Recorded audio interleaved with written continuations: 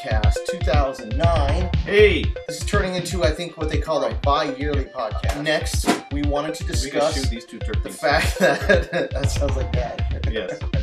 Next, we want to discuss what we've been driving the nail into the coffin every day on our website, at least all the time, is about the Essential Flash Game book that we are still in the midst of writing. Even today, just a few minutes ago, we were talking about it. What we need to do about it. I think we want to show some of the games that are in it. Let's just talk about them. Because we're talking about the games right now because what interests us the most about a Flash Games book are the actual games that are going to be in it. And so let's start. Chapter 1. Chapter 1, we'll say.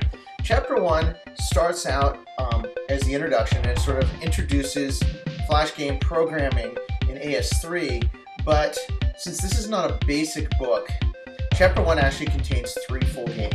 Okay, 2 full games. The first game is a game that counts how many times you click the mouse button. That doesn't really count. It's an awesome game. Right.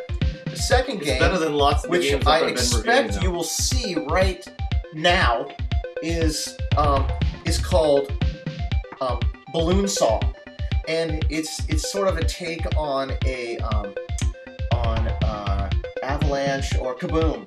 Kaboom, which is where you catch things. Except in this game, you don't catch them. You have a saw blade that you control on the screen, and you pop balloons. It's an extremely simple game, but it illustrates concepts like obviously collision detection and mouse movement and scoring and stuff like that, but in a very simple way. And that's created in the IDE, in the Flash IDE with movie clips and things like that. Right. And then the second game is called Pixel Shooter. And Pixel Shooter is a little shoot 'em up. And the reason why there are two full games, or kind of full games in this chapter, is that this chapter is supposed to illustrate something that Jeff and I have thought about for a long time, and it's called the second game theory. And the second game theory is that you always do better on your second game, which means you need to finish your first game to make a second one. But the second game doesn't necessarily have to be based on the first one, but you certainly learn a lot from your first game, and you need to finish it. So that's one of the things that this chapter tries to illustrate. So you've got the clicking game, you've got Balloon Saw, and you've got the Pixel Shooter. And Pixel Shooter has little animated explosions and stuff like that. It's for a shooting game, it's fine, but it's not elaborate. But then we get on to Chapter 2. And the idea of Chapter 1 to start is to show how to make basic games in the Flash IDE, use movie clips. Anybody who read that first chapter could really make some games in Flash. Right, you could actually finish on the first chapter if you wanted to. And you wouldn't be making great games, but you could make games. So that's an intro one. Then starts a lot of the games that you would see on, like, let's say, Adver Games or on like a kids portal where they just don't really care about the programming. You could take that chapter and you could iterate shit out of it until you made tons of different games. However, we cannot stop there. So then, the next chapter, which is Chapter 2, introduces a framework that is based on a simple state machine, an advanced timer that you can use that keeps the frame rate going the same on all platforms. It also allows you to swap that timer out with just a basic on or frame if you want to, for anyone who's uncomfortable using that timer. And it includes some custom event classes and things like that, and some basic screens and a basic framework just for your game. But the actual game code is not included in the framework because we don't want to tell people how to create their games.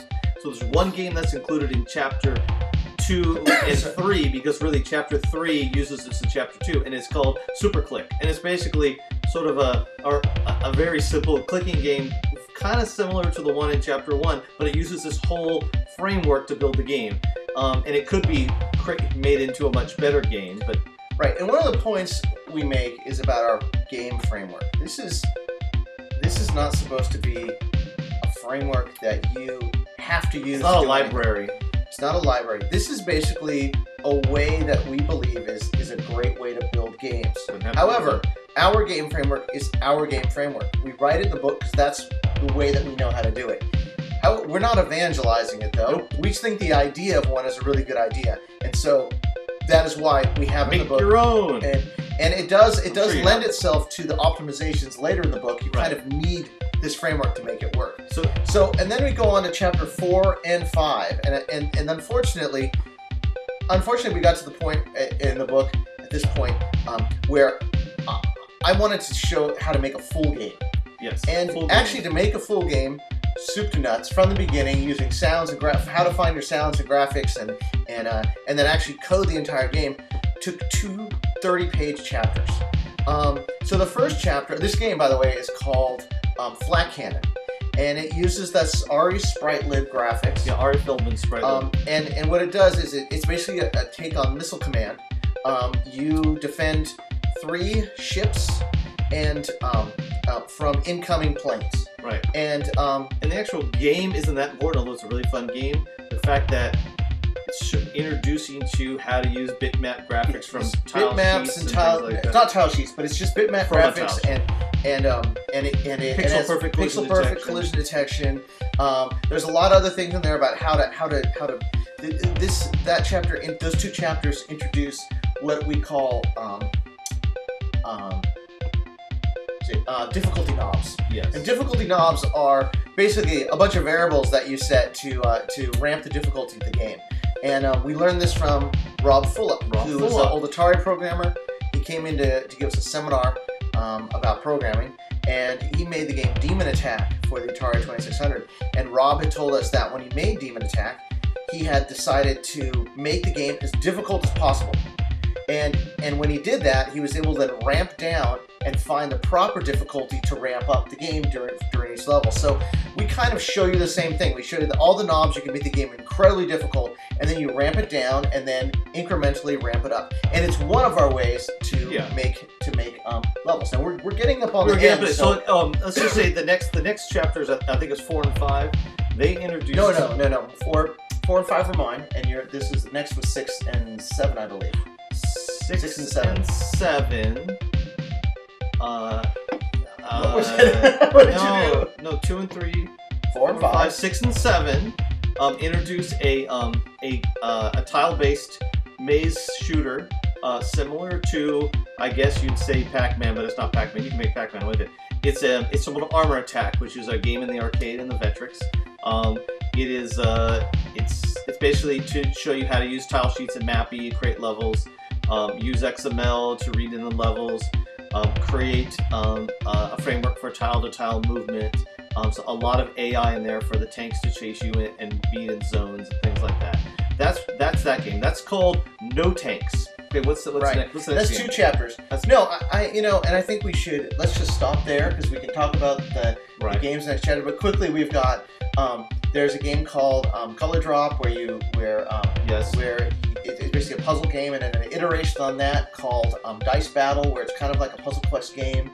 And then the next one is called Drive, She Said, which is a scrolling driving game through a tile-based bitmap data environment.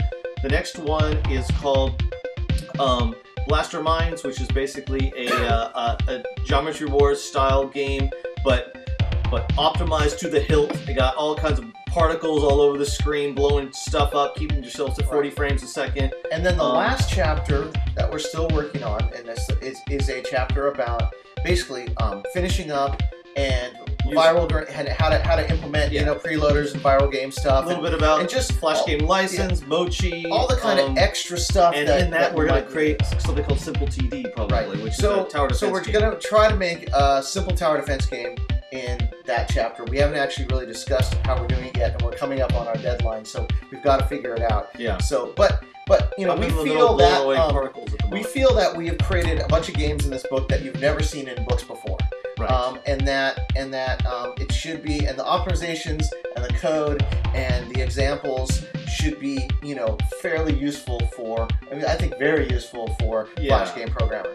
Yes, I think so too. So we'll talk about actually in depth some of those other ones later, but for now we've come up on our 11-minute deadline, and you two